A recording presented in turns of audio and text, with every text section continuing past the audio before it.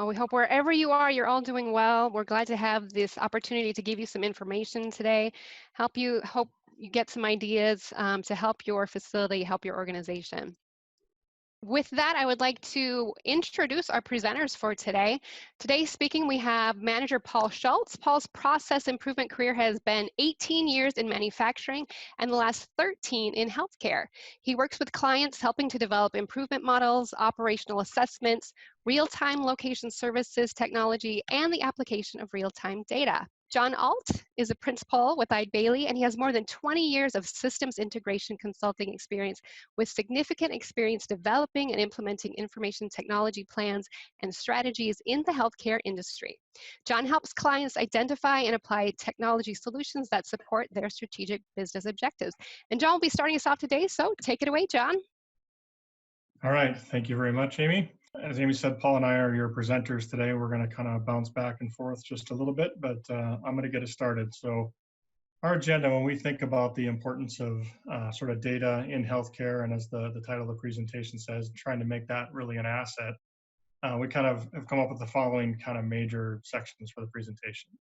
First of all, we always think it's important to sort of frame the challenge. So what are the challenges we see in the healthcare industry with data? I think we have a little bit of a maybe slightly pragmatic view there. I think you hear a lot of people saying they don't have data. We might challenge that a little bit. We think the foundation of what most organizations need to start with is what is their kind of data strategy as an organization. So we're going to talk through a little bit about what that is and some elements of that. Paul's going to actually cover what we're labeling a model for data-driven critical access hospital. So we think there are definitely kind of key attributes that the most successful organizations follow. So we're going to try to highlight some of those. We have just a little bit of content on what we've labeled as sort of the next frontier, which to us is, artificial intelligence, machine learning, whatever sort of buzzword you want to hear. And in current times, you don't have to look very hard to really see this and see just incredible applications for that. I think you also see incredible pitfalls of it. So I think that hopefully we'll have some content or commentary in the middle of the presentation that makes it relevant to what we're all going through as a country and a healthcare system today as well. And then we have a little bit of a kind of a call to action that just says essentially get started. All right, so challenges in healthcare. If anybody's seen Paul or I present, we may have used this exact slide before. I'm not going to read the exact quotes, but suffices to say, if you think about the industry, and by the way, after the last few weeks here, this is more true than ever.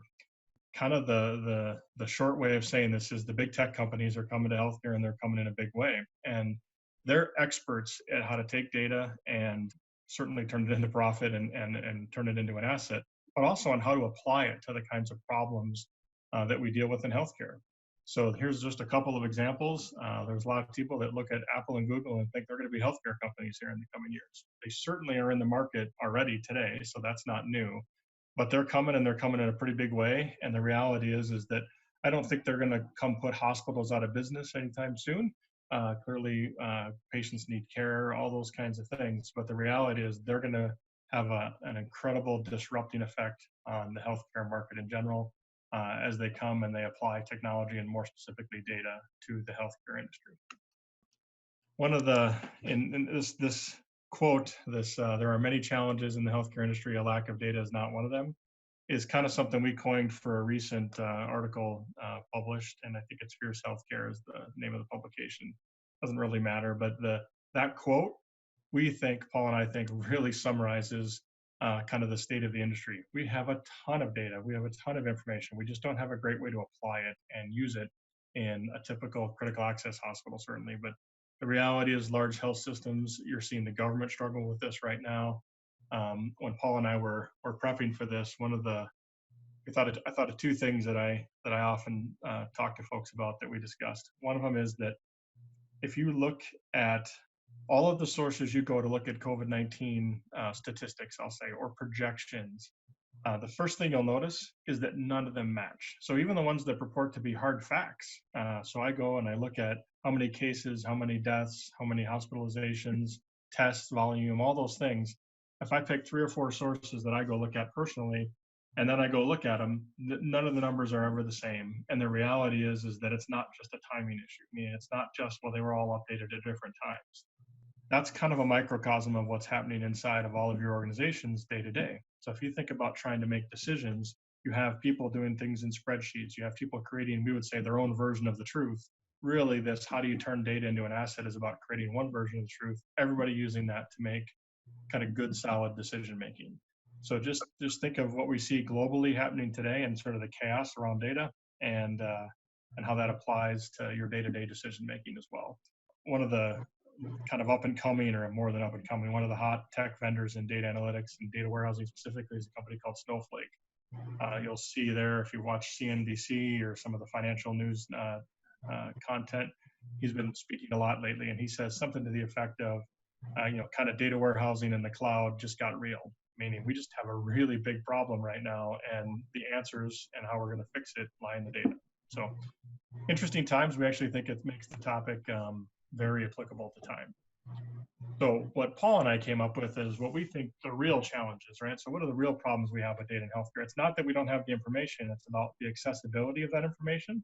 So we don't always have it in that sort of format, what we would say this, the data warehouse, the single version of the truth. And our recent COVID-19 kind of experience, we think, purports to be a great example of that.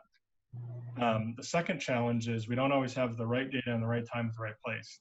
That's as much as anything about putting it in your team's hands. That's actually, when you hear Paul speak a little later, he talks a lot about that. I think that as a technical person who enjoys this kind of topic, and why I'm sort of passionate about it and why I think it's important, it is it's very refreshing, I think, to think about how we apply it, how we truly make a difference in our day-to-day operations. And that's kind of where Paul's process improvement background, I think, brings a lot to the discussion. But second challenge, right data, right time, right place. We have challenges with that. Third one is flexibility. And I think today's time is another great solution, or a great example of that. Literally 2 months ago, you would have thought your biggest challenge with data in healthcare was probably something like denials, or it was understanding my labor, or fill in the blank. Those are all still real and challenges that we think most organizations need to work towards solving. But you do need some level of flexibility. One of the things we've observed is that in healthcare, we have everybody building, huge numbers of kind of point solutions, if you will. This one's to help with revenue cycle. This one's to help with understanding my benchmarks, and other ones to help understand labor, or whatever that might be. But some level of flexibility is particularly a need and a particular challenge in the industry today. Fourth one is correlation. And Paul and I, as we've done this over the last couple of years at iDaily, we always push our own people internally when we start looking at benchmarks and metrics. Well, what leads that? What takes us down that direction? How does that relate to something that I can act on and change day to day? It's not just about those high-level KPIs. It's about the things that feed them. And that is a complex thing. In particular, at a critical access hospital, we have kind of a unique reimbursement model. So a cost savings doesn't necessarily always flow through. When I hear like Ralph Llewellyn or our folks talk about that, or Brian Birch, if you know those two folks, you really do need to kind of understand what happens to the balloon when you push on it and things move around. Understanding the correlation between all that is particularly important. So to us, those are the real challenges with data in healthcare, and really specifically at critical access hospitals as well. The other part that relates to that is that I said we'd have some comments around what we think kind of that top or better performing facilities do for their data strategy. And we think that the 5 things that are across the bottom here are sort of elements of that strategy, or what their goals are with that. So one of them is revenue. If you can't use your data to help grow your revenue, and we put examples of those that could be managing the ACO quality metrics, it could be trying to make sure you're maintaining a high market share and things aren't leaving your community and going somewhere else. You should be using your data to understand and grow revenue, is the first of those 5. Second one is reduce expenses. The reality is that we clearly have a unique payment model or reimbursement model for critical access hospitals, but we do want to deploy our resources intelligently still. So we want to find opportunities to reduce those expenses. The most common one being labor. And in most cases, it's not about fewer staff, fewer FTEs. It's something as simple as using your labor more efficiently or effectively, reducing overtime, some of those kinds of things. Third one is improving the quality of care. I think that's one that just about everybody can relate to, but clearly we want better results. fourth run here, improve patient satisfaction. Paul will often talk about leading indicators. So what are those indicators that predict what our patient satisfaction scores are going to be? So patient wait time, I think, is a great example. If you're looking at patient wait time, that's going to give you a little bit of a leading indicator as to how satisfied your patients are. And then Paul will often talk about educating and raising the performance and knowledge level of your team. Maybe Paul, you want to jump in and just give a little bit of a story or two around that, about kind of the impact that has and raising the level of a leadership team. You bet. Thank you, John. Good afternoon, everybody. The education piece is important. When we look at how we're currently learning about operations now, it is from relatively old data. A lot of the comments we get back is, I wish that I would have known this when it was happening. When we understand the results of where we're going a month later or a quarter later, it becomes a little bit more challenging to bring that back to the team members. So one of the important pieces of this education is that the data be fresh, that it be that the correlations of where it's affecting in the organization are understood as soon as possible, and that raises the ability to learn. If we find out about something later, there's just a ton of excuses, like the storm that we just had, or everything that's going on in the world, or someone didn't show up, or this, that, and the other thing. But then when we talk to teams in more of a real-time basis, we can correlate the information with what's happening right now in operations and how can we do better. And I think that's real important. The critical access world is, I think, is a little bit challenged with the number of leaders that are maybe exiting the industry because they've reached that point in their lives, or I think some leaders are finding it very challenging and maybe going to different ways of helping out patients, of changing jobs. So when we have teams in place, it's real important that we give them every tool possible for them to be successful. Okay, so the next section we have is around your data strategy, and this is, in our mind, kind of if you haven't figured out the roles here, I'm sort of the technical person and Paul's the process improvement. The data strategy is where those two things kind of intersect. So we'll start with kind of a definition here. So, and this is, if you know Gartner, they're an IT research organization, and they say a data strategy is, I'm just going to highlight the things, a plan that supports your business goals and it includes your technology, organization, processes, and policies. The point there being that we don't think it's necessarily the kind of thing that you should go pass off to a database person in your organization or an analyst, right? It really is kind of that intersection of the strategies and goals that you want to accomplish. So to better define that, we used to kind of have content here where we talk about, well, here's the steps to build it.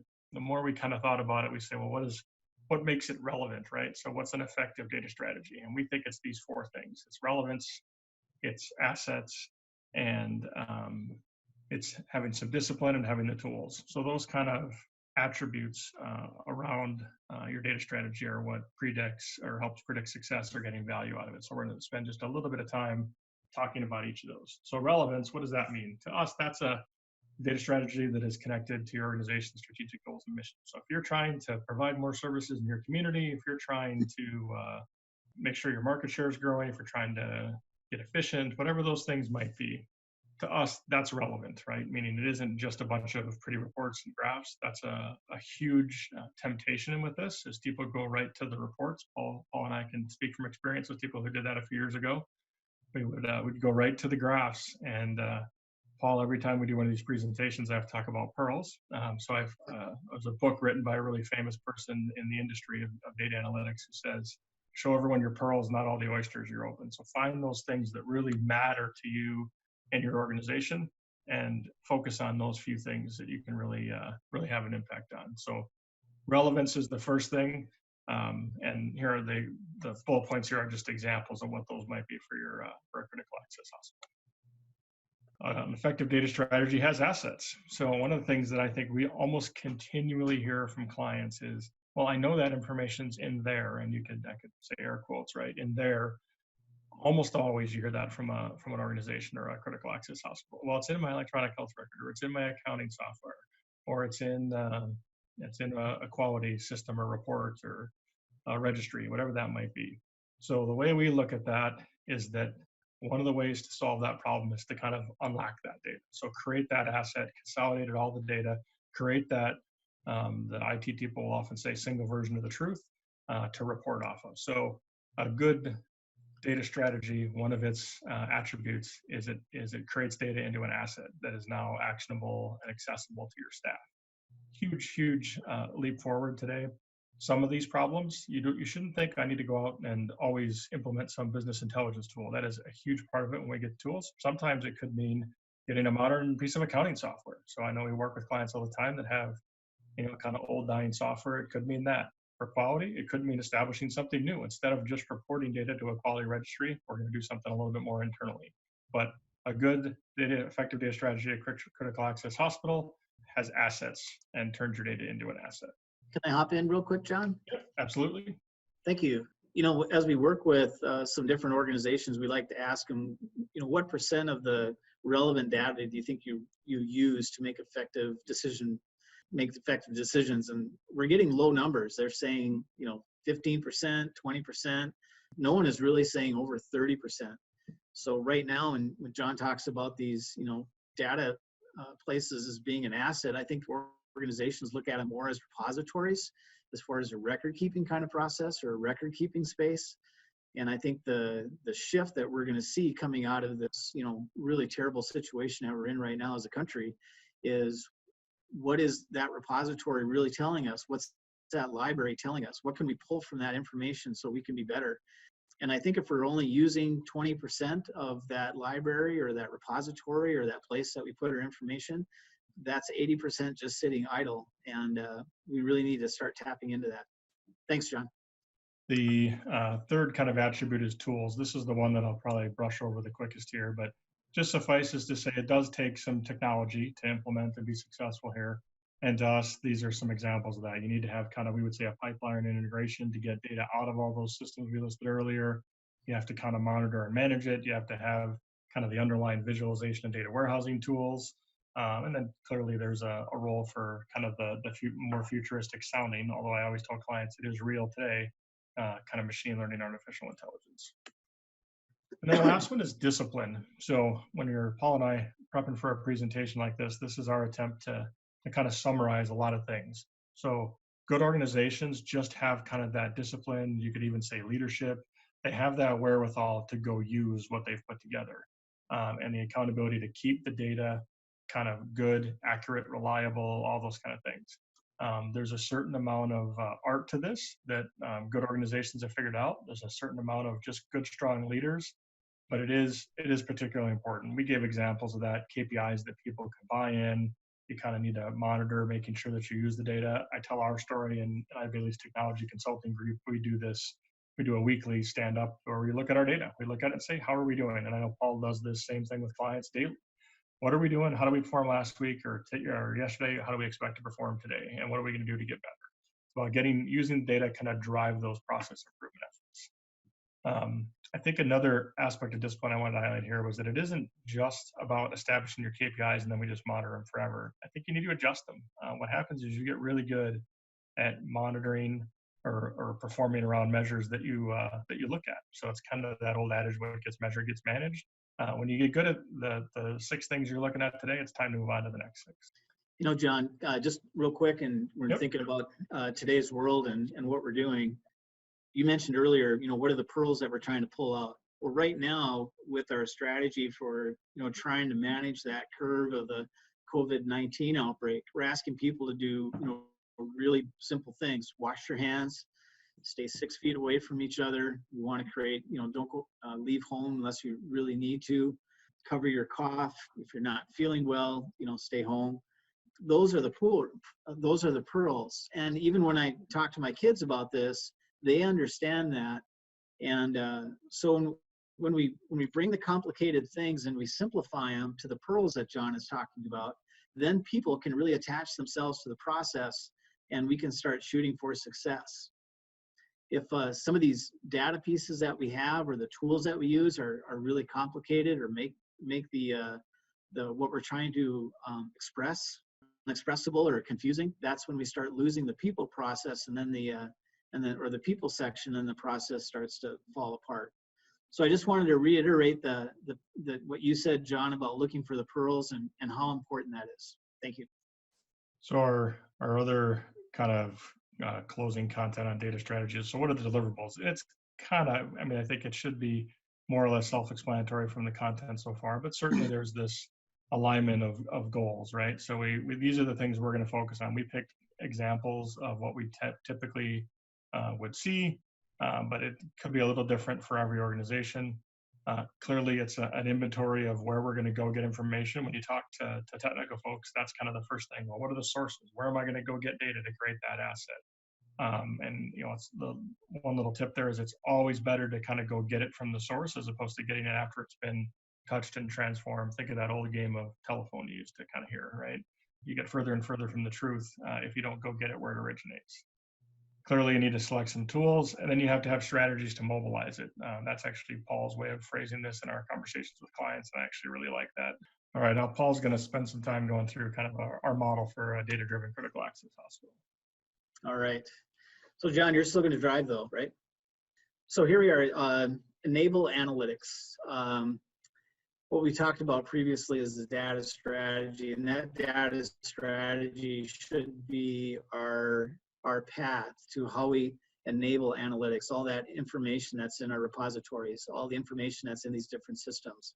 I worked with an administrator previously, and she said, the best way for us to create different conversations is to start engaging into different tools and different processes. And that if we continue to have the same conversations, we're not going to move forward. Right now, with these challenging times, we're going to be moving, the organizations are going to be transforming themselves, not so much through a volunteer process, but maybe a process that's going to be forced upon us. And so this piece of enabling analytics, we believe is going to be very important in the coming months and years. So let's talk a little bit about what that means. Go ahead, John. So here we are. We've got how we get from here to there. In years past, we've used the general ledger. That helped us get from here to there. What did we do last week, last quarter, last month, this year? That was a very retrospective look. I think the person that was filling out the general ledger knew a lot about the business, but probably other people did not. And that was good, and it worked for a very long time. And then along came Excel. And John, I didn't ask you this, but when did Excel hit the market, do you think, for everybody? When was that? Effectively forever ago. I couldn't give you a year. A very long time ago. Yeah. Decades. Early 80s? Yeah. Yeah. So here's Excel comes along, and it takes the general ledger, and now we're going from here to there faster. So instead of walking, we're driving. And Excel allows us to share information a lot better. It allows us to do a lot more complicated analytics on the data. We get very excited that a column is going to add itself up automatically, and we are very pleased that when we change one field, it automatically changes the result at the end of the spreadsheet. And that's great. And that tool has been very, very effective for us, and it's been used now across the board. Now we're getting to a point where instead of walking, driving, we can now fly. And that's where we're at right now with data analytics. There are new tools that are going to be in front of us. One of them is our iPhones. Another one is the devices that we wear, whether it's Apple Watch or Fitbit or something like that. There's thousands, if not millions, of apps that are being made for those devices. And business intelligence is available to us. So now all of a sudden, not only are we flying, but that jet is parked on everyone's desktop. So how do we make use of that? And because that last piece there, that's where we're at. Okay, you're good, John. So I'm originally from a farm, and here we go. These are silos. And we talk about silos a lot in our organizations and how the silos can be difficult. And as we move information from one piece to the next, there's value in a silo. There's value because we become experts on how that works or how things work in radiology or lab or for the folks that are dealing with facilities or information technology. I mean, there are all these different, areas of expertise. And as organizations have in the last 10 or 15 years, we've really been looking at lean journeys and process improvement. We talk about the continuum of care. We're measuring the patient experience across that continuum of care to understand, would you recommend the organization? Depending on, what happened during their care process, we can understand how they enjoyed the ED or the OR, or did they get the information they need from primary care? Data is in silos as well. We have data in the EHR. We have data in our timekeeping system. We may have data, if it's separate from the EHR, in our business office system. We have data in our supply chain system or our supply management process. That's separate. I would say a lot of organizations are compiling their data and they're storing it in Excel spreadsheets at this desk or that desk, or a combination of desks. So those are our silos of information. And as we think about that term, enable analytics, we're starting to dive into these silos and make them not so secret anymore. And when John talked about using the technology and tools so we can correlate things, that's really important. So data analytics will help us break down these silos, I think, not only structurally within the organization, but also how the data is stored. Next slide, please. Okay, data and information, there's two different families. When we think about data, I think a lot of us think of those, pieces of information that are in fields on a report or in the fields in an Excel spreadsheet. It becomes information when it's linked to something. A great example of this is the experiment that happened a long time ago when we wanted to understand the impact that washing our hands, the process of controlling infection within the hospital. And it was learned that when we wash our hands, there's about a 45% decrease in infections. So the data going into that is rather large. How long should we wash our hands? How often? What type of material should we use when we wash our hands? When we wash our hands, how do we complete the process? There's tons of data, but the information is when we wash our hands, we're reducing the infection spread. And so information in our organizations is powerful. That's what motivates people. And we have a lot of healthcare and data, we have a lot of data in healthcare. And we are extremely hard to link those updates, gain information, but it can be difficult at times. We want to point fingers at the data. We want to blame the data. We want to say that this equation, isn't quite explaining things right. We don't really get to the point of, okay, what information is this data telling us? And I think that's something that we're learning, again, through this COVID-19 process. We got tons of data. What's the information? And as a society, are we learning? Well, inside our organization, we have tons of data that we've talked about only using, 15, 20% of the time. That's a lot of information that's not making it to our teams. And it's also a little bit difficult to glue the information to the process, or glue the data to the process. It's easier to glue the information to the process. So the information is when we wash our hands, we reduce the probability of moving viruses and people get infected. So that's the information. We can link that to a process, and that process is something that people can understand and start doing something. I think data creates a lot of white noise at times, and however, the information can become actionable. So again, aligning the information to the process.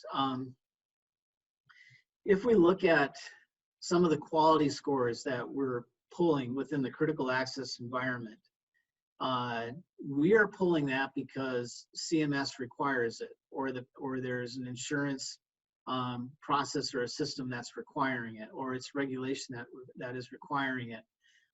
When we look at the information that we're using for those quality scores, the data piece, Are we pulling that and creating information, and are we bringing that back into the organization to make it really actionable? Or does it just kind of sit out there a little bit?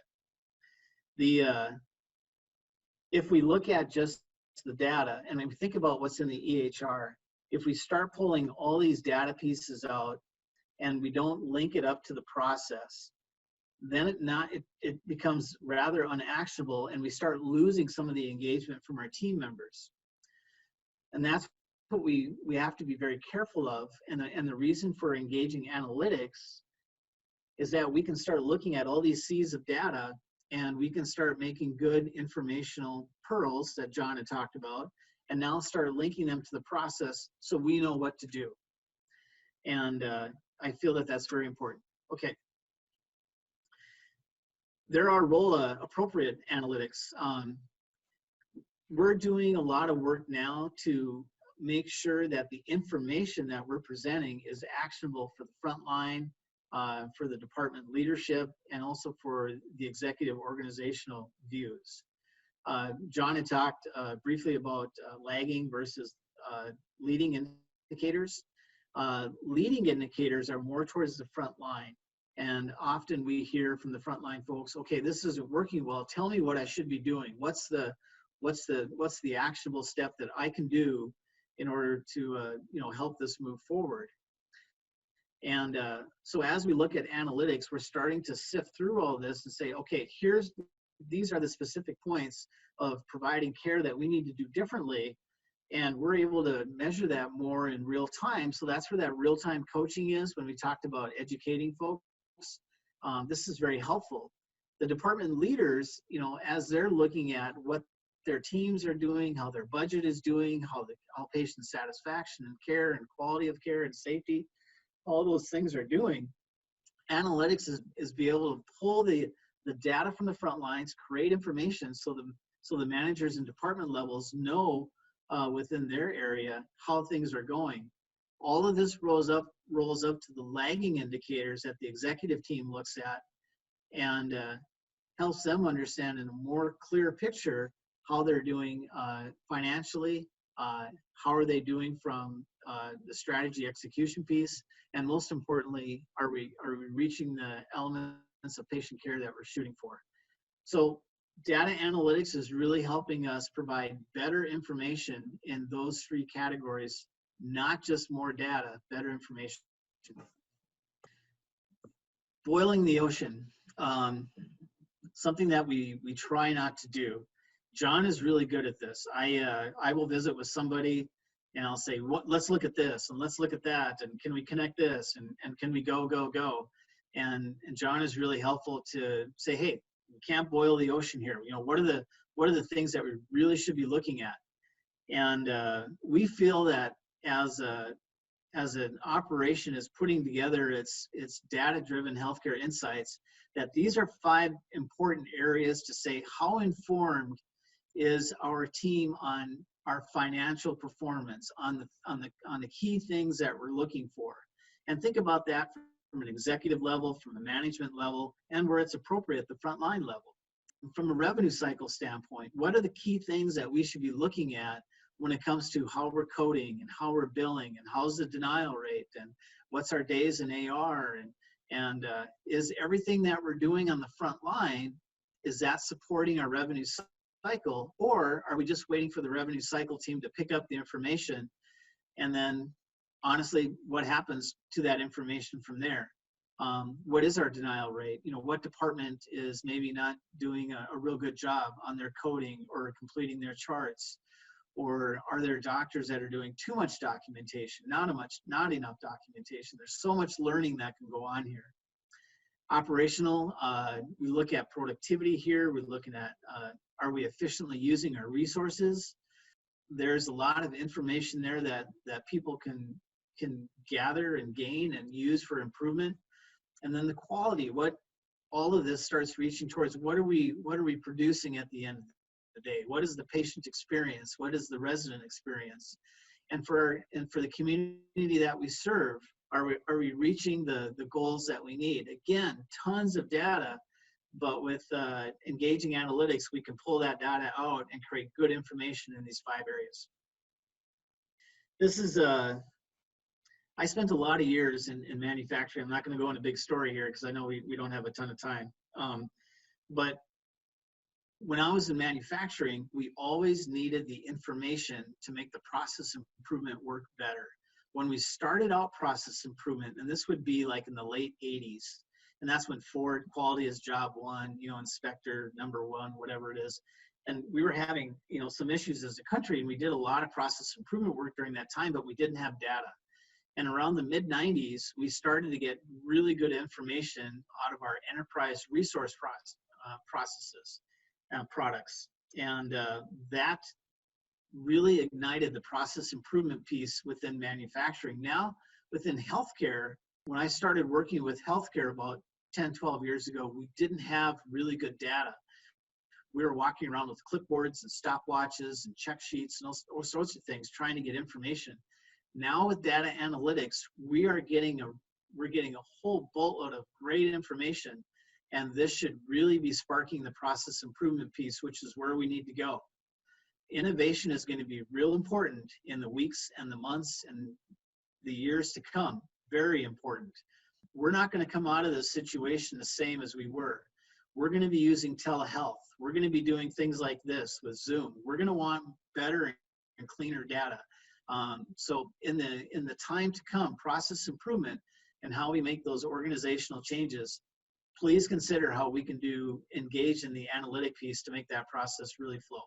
All right, for some kind of closing content, Paul and I did want to, and we did have this in the description as well. We think that there is some kind of importance to this artificial intelligence, machine learning, data science, whatever you want to kind of bucket this category. Before we kind of go through the content, I think it's important to think about a little bit of the applications here that there truly are endless. And one of the things I tell clients all the time is that the technology for this is real. Now, there are some limits. It's not necessarily applicable for everyone all the time, but the technology is real. We can do these things given good data and good information to feed them. What you're seeing in the COVID-19, one person's opinion here, I guess, predictions and projections for peak resource utilization, all those things, kind of an underlying mushiness in the data. So we don't have a lot of good information. So the whole thing kind of gets built on sand. It doesn't have a really strong foundation. So we do think there are a few key applications for AI that are emerging. So health advisors. So this is a little bit of directly helping a patient stay healthier. Virtual health assistants. These are all sort of common things you'll describe. I think the one you'll probably see most directly are in operations administration. If you think back to healthcare, we've been collecting this data forever. Paul actually has a great quote. He says, "I feed information into these systems, but they don't do anything for me," right? Meaning they just allow me to report and document what happened. There's a wealth of information in there. You're going to see a few key things start to emerge in the use case. So to kind of show examples of that, we're going to shamelessly plug or steal some advisory board content here. But this is one of their slides on that. And this combined with the next one of the things we tell clients is that there's sort of no replacement for the journey. You've got to start somewhere and you've got to get gradually more mature over time. That's essentially what this is saying. As soon as you move up, or as you move up to the right and up, you move to the right and up, sorry, those are getting to be more and more advanced applications. But you can really start in some of those things that are in kind of the reddish pinkish area there, population health. We've all seen EHRs that can do some of those kinds of things today. They can help with your kind of marketing. They can help with security. They can help, those are all kind of real applications. You're starting to see, I'll pick on the precision engagements one that's listed there. Look, that's what a lot of the first steps of population health are, is which patients should I reach out to? Which ones have comorbidities and high risks? All of those kinds of things they're real. So what's happening is that shaded red area is kind of growing up and to the right and becoming more relevant. But there's really no replacement for starting in the lower left-hand corner and working your way up and to the right. This one's probably a little better example of kind of the journey, if you will. This is showing time, but everyone needs to kind of go through their own kind of compressed version of this. People always say, are we there yet? Is artificial intelligence real? My answer is the technology is real, the applications are not. Meaning we don't exactly know how to apply it and use this technology, but that's what's going to happen. If you haven't started in that circle area to the red, which in analytics we'll call it descriptive or diagnostic. Those are kind of the first two steps of our levels of maturity in various people's take on kind of analytics maturity. If you haven't started with what happened and why did it happen, you're nowhere near ready for getting predictive about what's going to happen, or prescriptive, better yet, which is kind of the technology telling you, here's what you should go do to change the outcome. There's really no replacement for that journey. So start over here to the left of this diagram with descriptive and diagnostic, and help understand what just happened last week, last month, today, yesterday, whatever the cycle is, and then why did it happen. You'll be ready for that. So kind of our sort of call to action here is there's no replacement for just getting started. Most organizations, we've been feeding information into our systems for quite some time now. It's time to find a way to use it to kind of change behavior and improve outcomes today. And those predictive and prescriptive things, the more futuristic AI, machine learning types of things in healthcare, those will come. And I think you'll find that they'll come quicker than you think. They may look like this graph. You can argue the dates and the times, and nobody really knows there. But at some point, you're going to see a really rapid adoption of those technologies. We're saying start at descriptive and diagnostic here, and then you'll be ready for it. The other thing is that your organization will be ready for it. It's not just about the information that Paul described. Your organization now gets a little bit more data driven. They're used to looking at those facts to make better decisions, all of those types of things. So from an analytics perspective, our kind of closing thought here is every organization should just start on the left of this diagram. Everybody be safe. Everyone take care of themselves and each other. And thank you for joining us. We appreciate this. Awesome. Thank you for your time, everybody. All right. Well, thank you, John. Thank you, Paul. And thank you to everyone who attended. And if you do have any questions and you would like to contact our presenters directly, you can see their contact information on their screen. Otherwise, we'll talk to you guys later.